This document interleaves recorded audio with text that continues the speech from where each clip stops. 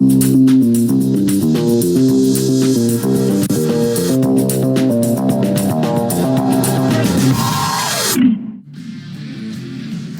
um ótimo dia para todos vocês que estão nos acompanhando desde a primeira hora do agro. Tá começando só essa nossa programação aqui da BMC News, semaninha começando por aqui. A partir de agora se acompanha BMC Pre-Market comigo, Débora Oliveira, participação dos nossos comentaristas, hoje o Alex André, o Garuf daqui a pouquinho tá chegando por aqui também, Marco Prado, que já tá aqui no estúdio junto com a gente. Mas antes, eu já quero dar um ótimo dia para você, agradecer pela sua audiência, por todos que ficam aqui sempre diariamente na nossa programação ao vivo. Muito obrigada, sua audiência é muitíssimo importante para nós. Sempre deixando um likezinho aqui na nossa programação, claro, né? Se inscreva aí no nosso canal para quem ainda não já está inscrito. Para quem já está inscrito, compartilhe a nossa programação para a gente bater esses 500 mil inscritos aqui no nosso canal. A gente está com a grande expectativa de bater essa nossa meta. E para isso, é claro que a gente conta com a sua ajuda, com a sua colaboração. Recadinhos dados, vamos lá então começar a falar sobre as principais bolsas, começando pela China continental. Hong Kong e China continental reverteram as perdas na abertura e fecharam a segunda-feira em alta.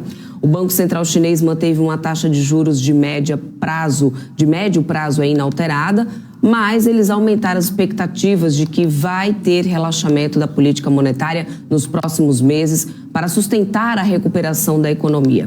As principais bolsas da Europa operam também em alta nessa manhã, com as novas projeções econômicas da Comissão Europeia, que melhoraram levemente a expectativa de PIB nesse ano, de 0,9% em fevereiro para 1,1% agora, mas a inflação anual na zona do euro também subiu, de 5,6% para 5,8%.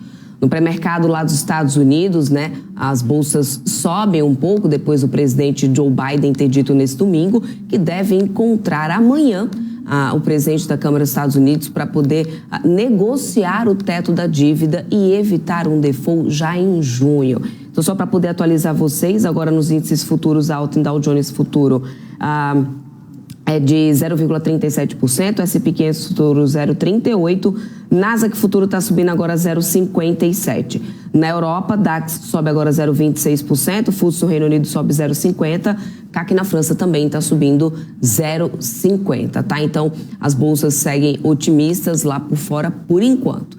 Mineradoras são o destaque de alta também em Londres, com forte avanço das cotações do minério de ferro em Singapura e também da Lian mais de 4% de alta logo na primeira sessão.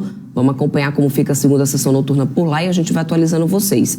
No petróleo também teve ganho depois de 4 semanas de perdas. A gente tem agora, olha só, nas commodities, o petróleo Brent, deixa eu só atualizar aqui o meu painel para trazer aqui para vocês essa alta da commodity, lembrando que a gente vem seguindo com bastante volatilidade, alguns momentos a gente já acompanhou nas últimas semanas o Brent ficando abaixo de $70, mas agora olha só, o Brent sobe 0,53% com barril a $70,56, WTI sobe 0,57%, barril a $70,44. Essa é a situação que a gente tem das commodities, ou seja, o cenário acaba sendo positivo. Vamos ver como é que o Ibovespa então vai reagir, como que a gente vai abrir aqui essa semana, depois de dias também consecutivos de alta que a gente tem acompanhado na Bolsa aqui no Brasil. Bom, falando da agenda do dia, os investidores aguardam à noite os dados de produção industrial e vendas do varejo de abril lá da China. Na zona do euro, tivemos a produção industrial, como falei há pouco, sendo divulgada agora, caiu 4,1%, aliás, desculpa, falei agora há pouco do PIB, agora falando da produção industrial, caiu 4,1% em março em relação a fevereiro. O dado veio muito acima do que era previsto pelos analistas, que esperavam uma queda na margem de 2%. Na comparação anual de março, a produção industrial do bloco caiu 1,4%. Aqui no Brasil, o relator do arcabouço fiscal, Cláudio Cajado, ele deve entregar, após o fechamento do mercado, a proposta aos líderes da Câmara. E a gente vai falar mais sobre isso daqui a pouquinho por aqui, Trago mais detalhes para vocês logo na sequência.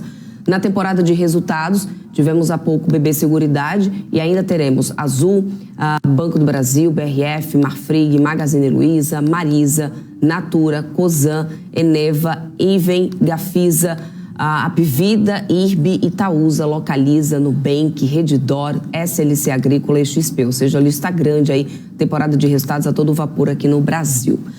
Mas vamos falar sobre Petrobras, que foi a grande surpresa aqui nesse domingo, comunicado que a companhia divulgou, confirmando a discussão interna de alterações em suas políticas de preço para diesel e gasolina, que serão analisadas pela diretoria executiva no início dessa semana, e poderão resultar em uma nova estratégia comercial para a definição de preços desses combustíveis.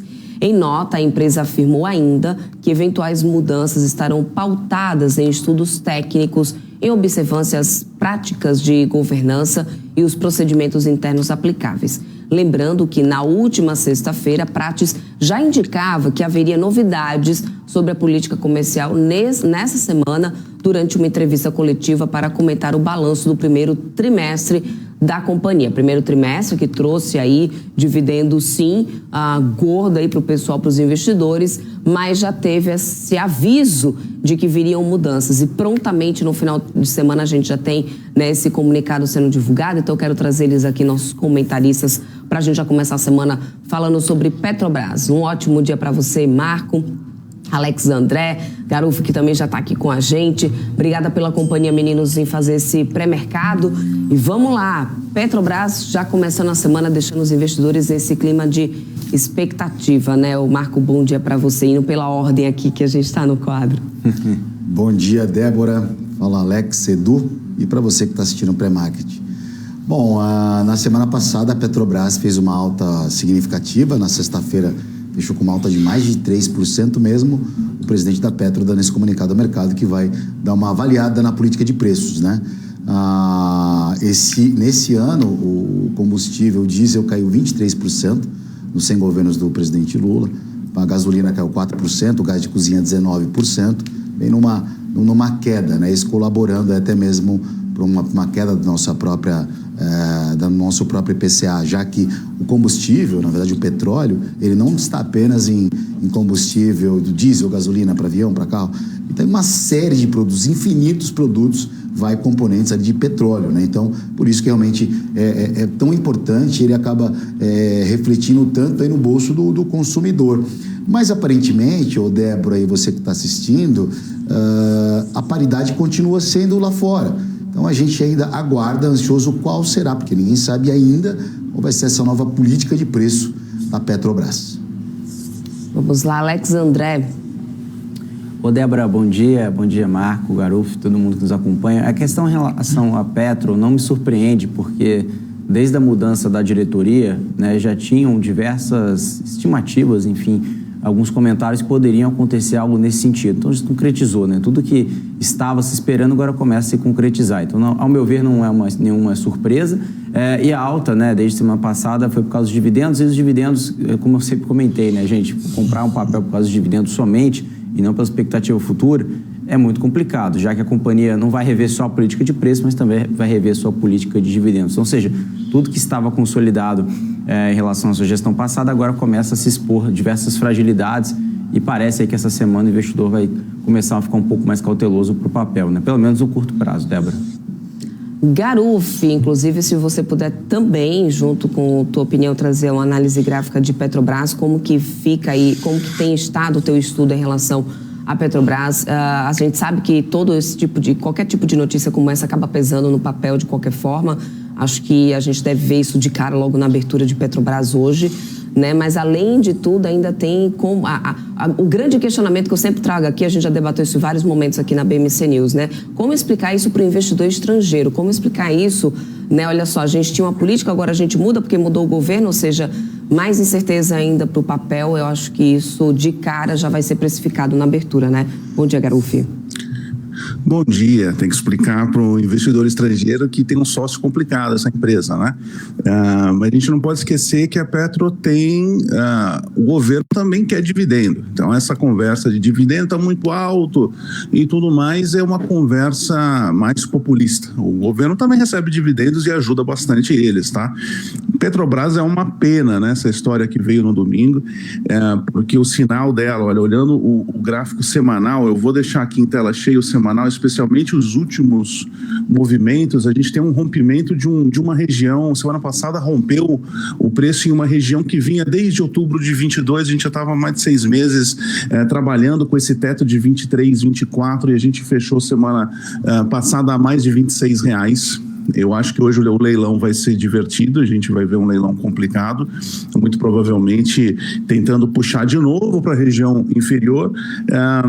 E assim, para aquele investidor, para quem olhou a semana passada e se animou com o Petrobras, eu também. Então, se eu excluo as notícias e olho só para o gráfico, eu vejo uma oportunidade excelente de uma Petrobras que rompeu uma região que estava há bastante tempo.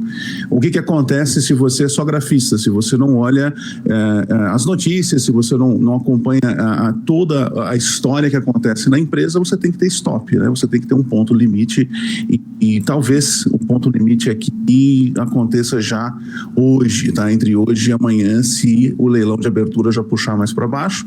Eu imagino que os investidores não vão gostar nada dessa história de estabilidade versus volatilidade. Sempre que vem essa história de estabilidade versus volatilidade, significa que em muitos momentos que o barril de petróleo estiver acima, eles vão segurar a onda do preço, não vão querer subir, e isso vai judiar bastante da empresa como um todo. Perfeito. Bom, vamos falar agora sobre Boletim Focus. A gente sabe que toda segunda-feira a gente tem a expectativa aí do Boletim Focus sendo divulgado pelo Banco Central. Pelo que eu estou vendo aqui, eu estou dando uma olhada no geral todos os dados, né? Economistas estão elevando a projeção de inflação e de crescimento nesse ano. Né? O que acontece? Né? Os economistas consultados aí pelo Banco Central elevaram as projeções de índice de preço ao consumidor IPCA de 2023, foi de 6,02 para 6,03, enquanto do centro da meta no ano ficou de 3,25%. Desculpa, o IPCA é de 6,02, 6,03. Acho que eu falei certinho, né? Selic, economistas mantiveram a projeção da taxa básica de juros desse ano em 12,5%. A expectativa é de início de ciclo de afrouxamento para 2023, já que a Selic está em 3,75 hoje. Então, para poder chegar, né, a 12,5, teria que já começar esse ano. As projeções para 2024 e 2025 foram mantidas, não mudaram. Em relação ao PIB, os economistas elevaram a expectativa de crescimento da economia brasileira em 2023 de 1 para 1,02. E para 2024, as projeções do PIB passaram de 1,4% para 1,38%, enquanto para 2025 caíram, né, de 1,8% para 1,7%. Ou seja, a longo prazo caiu um pouco mais esse PIB. No curtíssimo prazo, houve uma pequena alta aqui de 1 para 1,02% do PIB aqui do Brasil. Seria, então, um reflexo desse corte de juros, dessa precificação já de corte de juros para 2023, na opinião de vocês, meninos? Qual que é a leitura que fica desse Boletim Focus dessa semana, Marco? Aparentemente não mudou muita coisa, né? A gente teve um pouquinho aí o IPCA. Milésimos de décimos. Um pouquinho acima do IPCA por conta do próprio número que saiu na sexta-feira. A gente teve um pouco acima, natural que subiria um pouco, mas as projeções de câmbio e até mesmo da Selic para o final do ano em 12,50 foram mantidas, e acho que até um pouco positivo, né? O crescimento aí, um pouquinho o crescimento do PIB, né? Então acho que nesse cenário aí, olhando o Boletim Focus, vida que segue, projeção positiva para a nossa bolsa. Alex, André, muito em linha do que você já estava imaginando, muda alguma coisa aí no cenário? Como que vocês estão esperando aí na Sara? Qual a expectativa aí na Sara Invest? Selic mantém, tem corte ainda esse ano ou não? Bom, Débora, em relação às expectativas lá de casa, né, em relação à Sara Invest, nós esperamos uma queda da Selic a partir entre agosto e setembro, tá? O primeiro corte. Não seja nada substancial, mas abre a porteira aí para as novas quedas de juros, tá? O mercado vem antecipando, né? Se você olhar na sexta-feira já o fechamento de curva, isso já simboliza bastante. Agora vai trazer essa semana, né, diversos fatores, não só lá fora, entre China, né, Europa, Estados Unidos, diversos dados macro que vão ser divulgados, mas também em relação não só ao arcabouço fiscal, mas também a questão lá nos Estados Unidos, né, que vem sendo discutido, a questão do orçamento, que, ao meu ver, não tem nenhuma grande preocupação. Já foram discutidos isso todos os anos e sempre chegou alguma resolução, tá? Então, acho que a grande decisão será aqui internamente mesmo a questão do arcabouço fiscal, como que isso vai ser desenhado, porque isso realmente vai pesar em relação às contas públicas e expectativas de inflação, claramente. Isso já pesa, né? Quando a gente fala Boletim Focus, a gente sempre olha ali a expectativa da Selic, né, Garuf? Isso pesa em alguns setores. Eu estava olhando, inclusive, que o sonho da casa própria ali está sendo adiado, inclusive, porque, claro, juros mais altos acaba refletindo. Se você puder trazer uma análise, inclusive, setorial em relação, né, a isso, o impacto desses juros mais altos por mais tempo. Pelo menos os estudos já estão mostrando que realmente essa casa própria, esse sonho está sendo adiado novamente, ou seja, qual que é a tua análise aí do setor de, pelo menos, construção, né, um dos que são impactados por essa Selic mais alta? Acaba o impacto como o de automóveis, que já foi, os fabricantes já estão reclamando dos juros altos, já estão ecoando junto com o Lula e com o Executivo. Isso, o setor de construção também segue no mesmo caminho, e muitos desses setores acabam empurrando, segurando o Ibovespa ainda em níveis mais baixos, apesar de que os últimos dias foram ótimos dias no Ibovespa.